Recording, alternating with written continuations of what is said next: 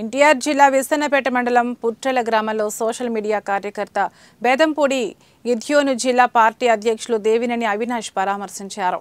మాజీ CM YS Jaganmohan Reddy ద్వారా 1,00,000 party నాయకుల ద్వారా మరో 1,00,000 మొత్తం 2 లక్షల ఆర్థిక సహాయాన్ని గిద్యోను కుటుంబానికి దేవినేని అవినాష్ అందజేశారు. ఈ సందర్భంగా ఆయన మాట్లాడుతూ రాష్ట్రంలో చంద్రబాబు డైవర్షన్ పాలిటిక్స్ చేస్తున్నారని, అధికారం చేపట్టి 6 నెలలు దాటిన రాష్ట్రంలో ఒక సంక్షేమ పథకం అమలు కాలేదని ఆరోపించారు.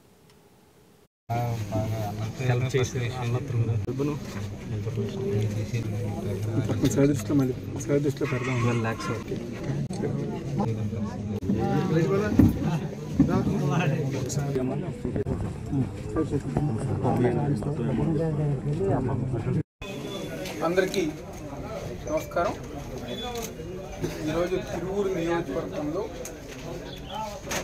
సోషల్ మీడియా కార్యకర్త అయిన బేతంపూడి నాని గారిని ఈరోజు నేనుగానే ఉంది.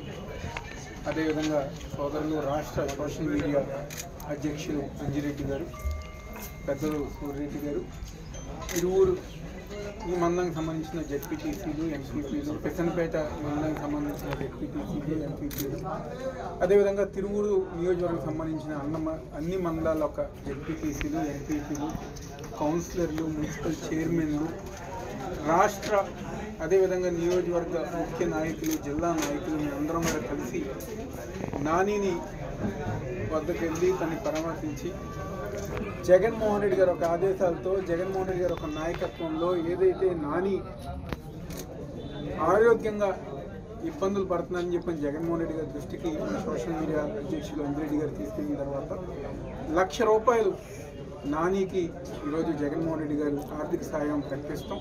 దాన్ని ఈరోజు పెద్దలందరూ మేమందరం గారు వెళ్ళి అతనికి అందజేస్తాం జరిగింది.